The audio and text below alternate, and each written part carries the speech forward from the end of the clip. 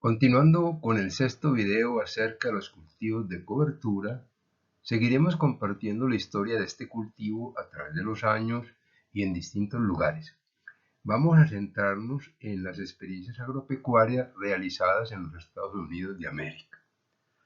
Podemos ver esta imagen de un cultivo en el territorio de Mississippi, en Estados Unidos, donde lo valoraron como un gran recuperador de los suelos degradados. Inicialmente, muchos agricultores se enamoraron de esta planta porque les ayudó a salir de una gran crisis que veremos más adelante.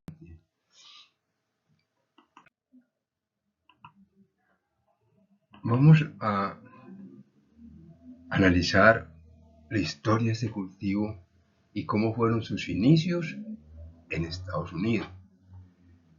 Inicialmente se consideró como el sistema ideal para recuperar los suelos degradados. Es muy importante porque eso permitió volver a cultivar terrenos agrícolas que estaban abandonados como consecuencia de la gran crisis del cultivo del algodón, porque los suelos durante casi desde la colonia inglesa venían siendo trabajados y habían perdido su estructura, su capa orgánica y ocurrió una invasión de un gusano conocido como el gusano picudo del algodón, Antonomus grandis.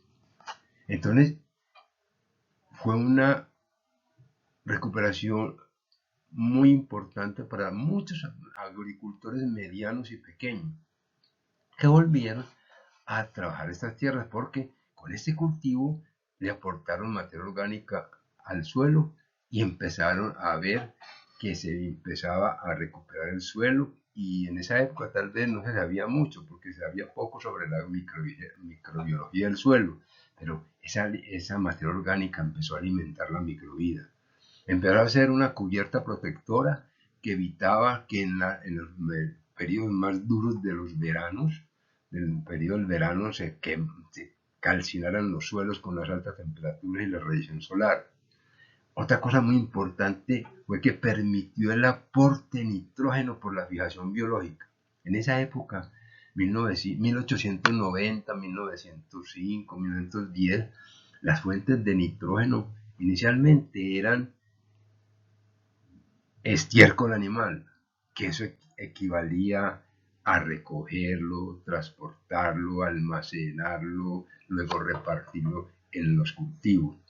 Con esta planta leguminosa empezó a fijarse nitrógeno atmosférico y fue algo que maravilló a muchos agricultores y los animó a continuar.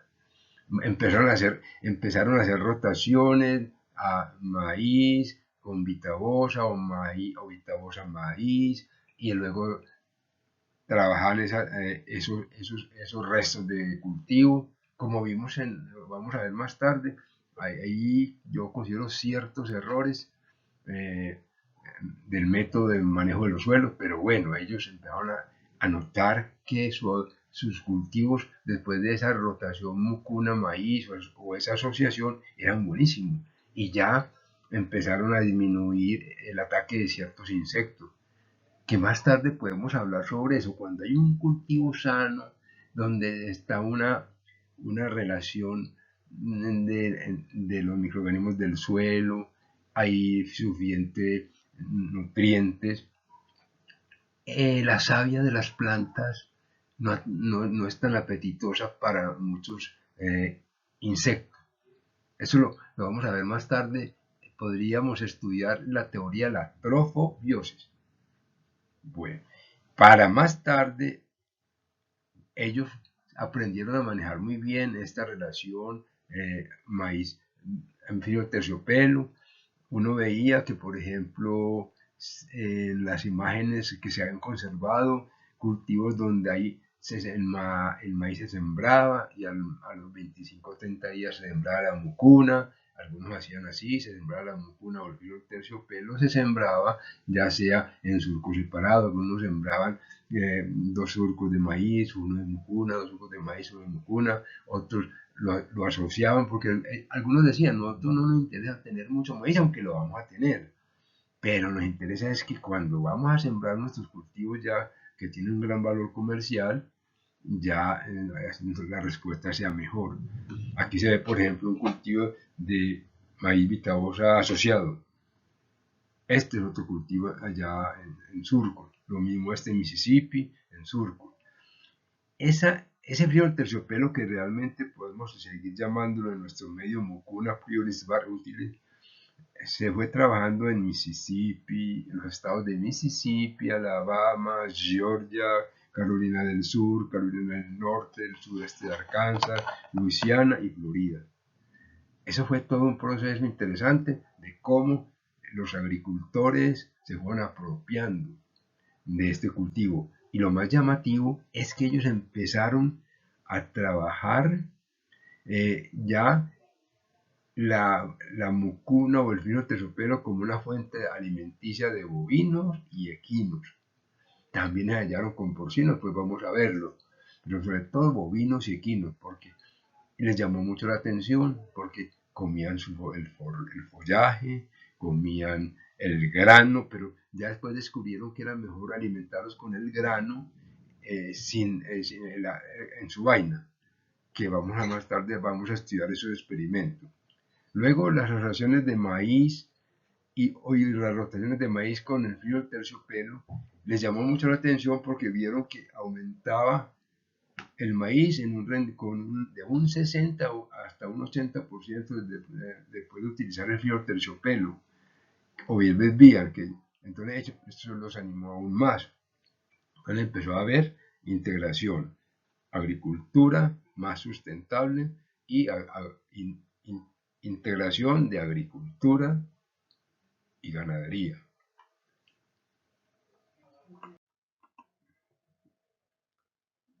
Vamos a hacer un recorrido a través de imágenes de cómo se manejó esta tecnología a inicios del siglo XX y cómo esas prácticas y conocimientos las podríamos integrar a nuestras tecnologías actuales en el manejo del suelo. En esta foto vemos un agricultor que está repasando el cultivo de mucuna o frijol terciopelo, lo está repasando varias veces con un aparato que ellos llamaron rodillo cuchilla. En portugués lo llaman el rolo faca. Vamos a manejarlo como rodillo cuchilla en español. Vemos que esa máquina es accionada por dos mulas. ¿Qué hace el rodillo cuchilla? El rodillo cuchilla es un rodillo hueco de metal que tiene cuchillas horizontales que más tarde les podría mostrar en otras imágenes y van cortando la mucuna, en este caso la mucuna o el frío terciopelo, se pasa varias veces. Aquí hay una foto muy interesante porque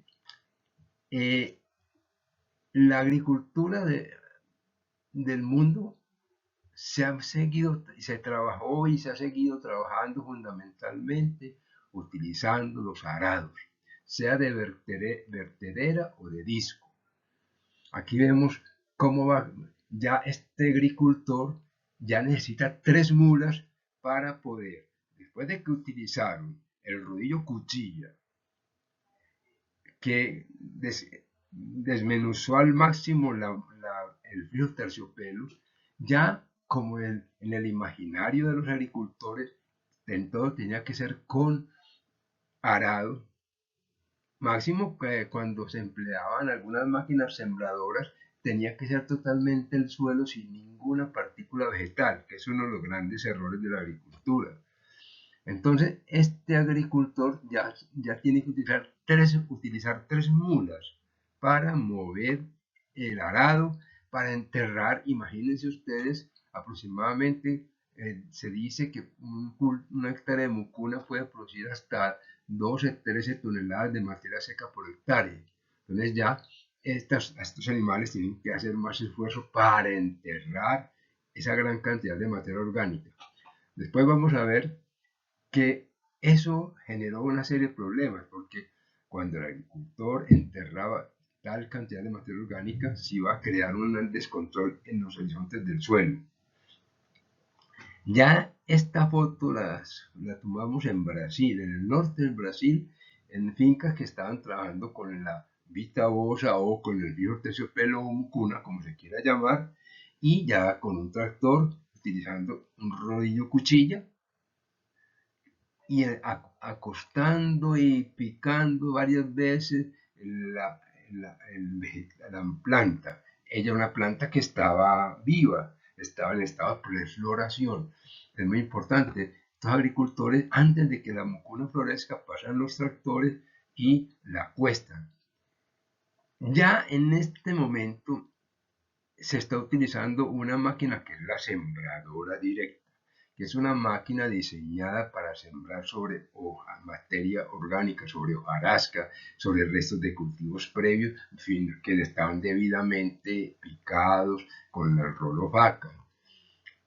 Esta máquina ya está diseñada para sembrar sobre suelos cubiertos de materia vegetal.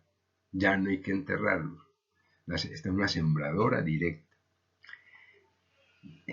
Al ver estas imágenes nos obligamos a estudiar un texto que llegó a mi conocimiento, y ese texto fue escrito en el año de 1942 por un agrónomo norteamericano, Edward Follner.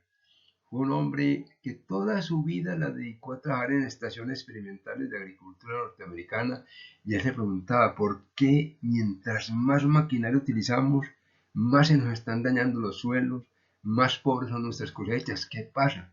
Y empezó a cuestionarse la tecnología del arado. Eso fue en el año, él empezó desde 1936, con las herramientas que él tenía.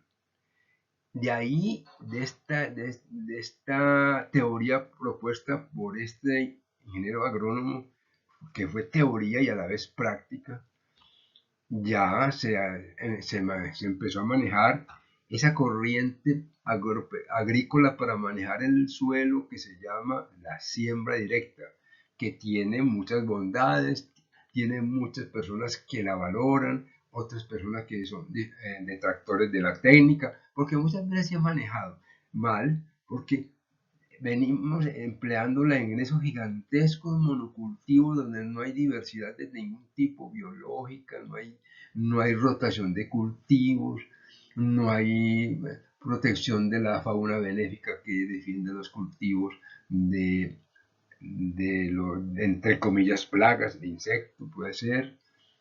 Entonces ya eso nos obligará más tarde a que, así como estos brasileños han trabajado y con la mucuna, y ya algunos, por ejemplo, en Honduras, han trabajado este método y han sembrado arroz de secano o en secano. Interesante ese proceso.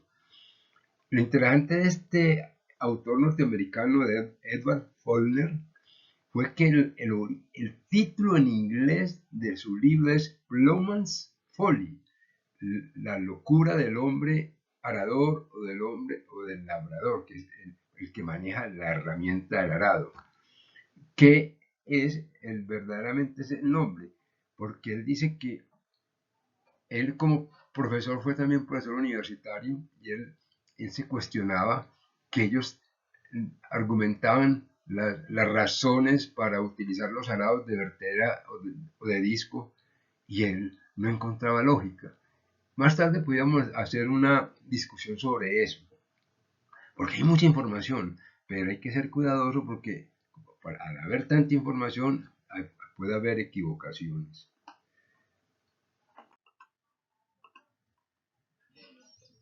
En estas imágenes nos vamos a recrear viendo la relación de la vitabosa o mucuna con los sistemas de agricultura imperantes en la época desde mediados del siglo XIX hasta los años 20, 25 del siglo XX.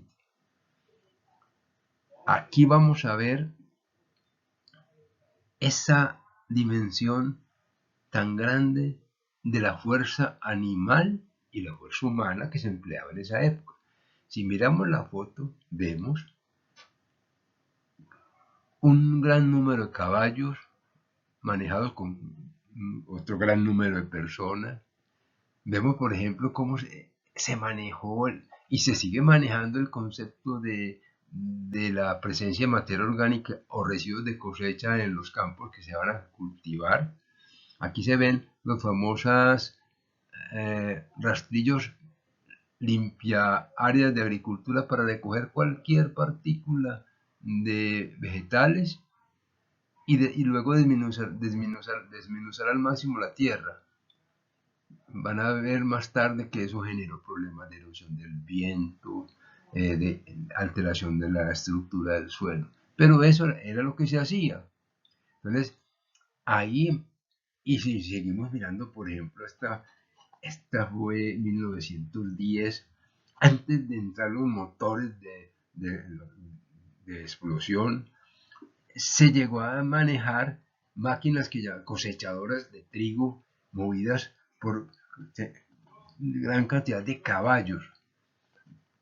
A mí siempre esta foto me ha llamado la atención porque, primero que todo, reflexionaba en los costos de alimentación de ellos, aunque ellos también nos aportaban sus excrementos, que es muy importante. También reflexioné sobre el número de trabajadores que estaban pendientes de los animales y me llamaba la atención el buen conocimiento de las personas que manejan estos animales, estos caballos en este caso. Pero lo que nos llama la atención es que estos animales básicamente dependían de una alimentación. En algunas empresas agrícolas tenían áreas de pastoreo y ellos manejaban mucho el heno, que también recolectaban en la misma finca, lo ponían a secar y tenían el heno para las épocas de invierno, el heno para alimentar sus animales. Pero estos animales necesitaban una fuente extra de proteína, que en el caso de los caballos y también de los rumiantes era la torta de semilla de algodón, aportadora de proteína, pero muy costosa y sobre todo muy costosa en relación con ese nuevo producto que fue apareciendo en las regiones norteamericanas, que eran esas vainas que tenían unos frijoles adentro que las molían y se las aportaban a sus caballos como fuente de proteína. Entonces eso motivó más a muchos agricultores a sembrar la mucuna. Entonces ya algunos aprovechaban, recolectaban el grano de mucuna con sus vainas. Inicialmente algunos descascaraban, pero eso exigía algunas maquinarias más costosas, pero se dieron cuenta que en los equinos y en los rumiantes no había que descascarar, simplemente se podría moler el grano, quebrarlo para que lo coman los animales. Esa experiencia la hicimos aquí en Colombia, en una finca donde querían mulas de silla. Entonces teníamos vainas de mucuna, habíamos recogido mucuna, ovita bosa, y la metimos en la máquina donde se estaba ripeando la caña para darle a los animales y también metimos las vainas con su grano y se murieron. Los animales comieron con mucho apetito esta mezcla. Hay una imagen que me llamó la atención. En Estados Unidos se tenía la costumbre de, después de que se sembraba el maíz, y muchas veces se asociaba con mucuna, entonces recogían el maíz y algunos dejaban que la mucuna creciera para recoger las vainas, pero otros soltaban grupos de cerdos que se iban a aprovechar totalmente. Mazorca que no se pudo recolectar, mazorca que cayó al suelo, aprovechaban y el follaje de la mucuna. Otros ganaderos metían primero los terneros que se comían en la mayor cantidad de follaje de la mucuna y algunas que otras vainas verdes que estaban en los cultivos, algunos restos de mazorca y y el resto de lo que llamamos el rastrojo del maíz, y luego pasaban cerdo.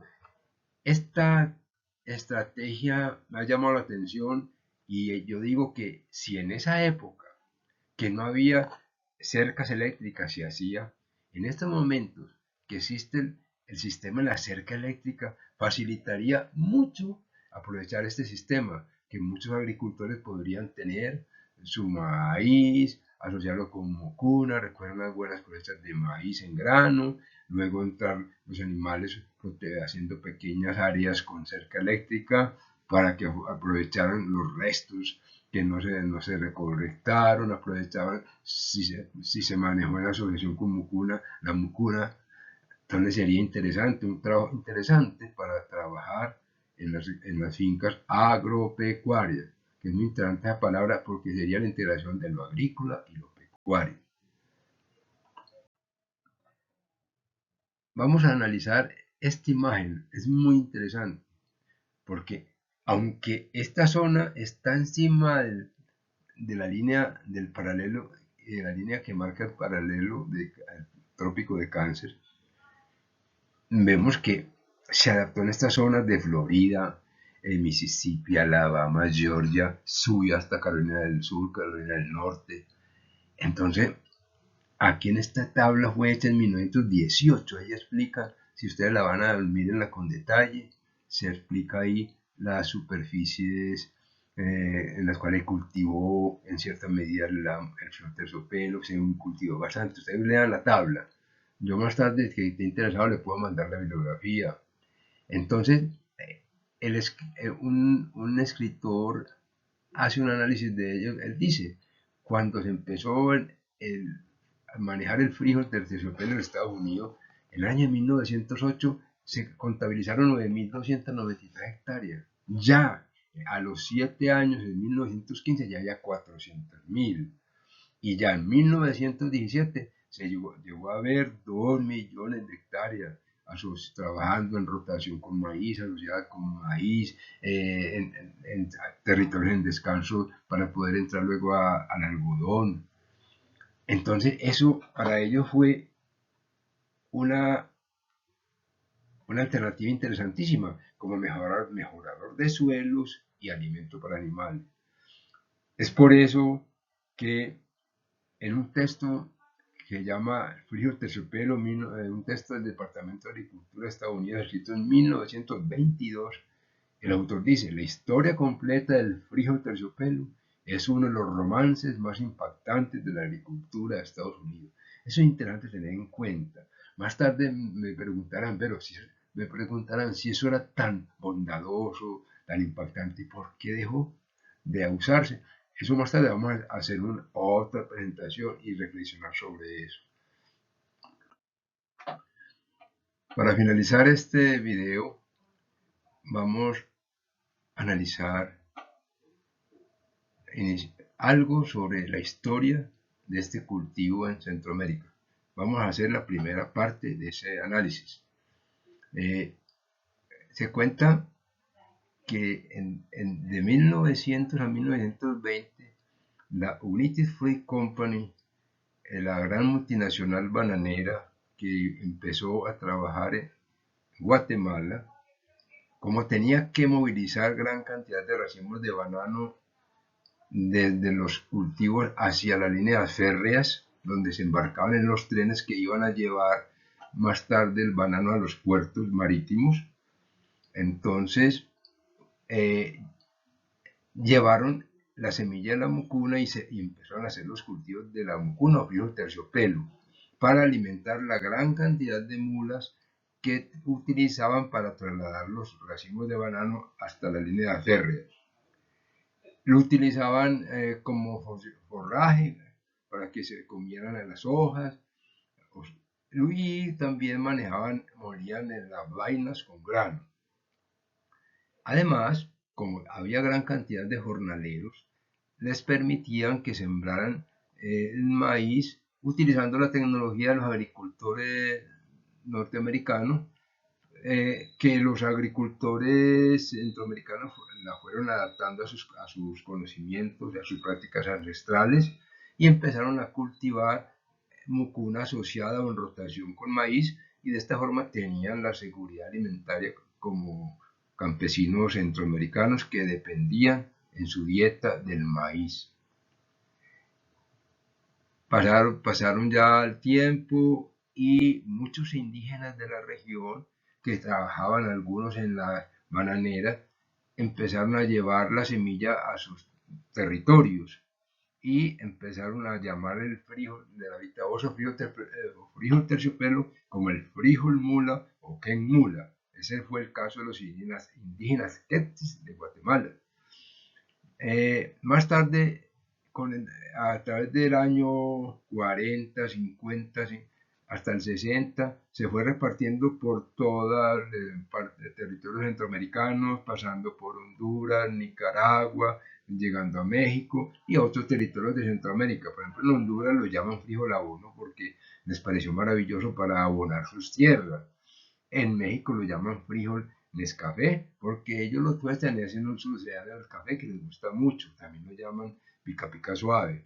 Y ya más tarde podemos ir viendo cómo se fue el campesino centroamericano apropiándose de esta tecnología. Hay momentos de altibajos, momentos de escepticismo, y con este cultivo es muy interesante porque uno a través de esta historia aprecia cómo los factores sociales repercuten sobre el uso de una tecnología. En el caso de Centroamérica, por ejemplo, eh, tuvo mucho apoyo en ciertas comunidades campesinas en Guatemala, pero cuando vino la guerra civil, que hubo tantos desplazamientos campesinos, los indígenas fueron dejando sus tierras, tuvieron que emigrar y esas tierras fueron conquistadas por propietarios que las dedicaron a la ganadería. Entonces ya se fue acabando la cultura de la mucuna, que está volviendo a renacer en algunos territorios. Pero eso más tarde lo podemos ir trabajando y si alguno está interesado podemos compartir literatura. Por ahora dejamos ya terminado este video.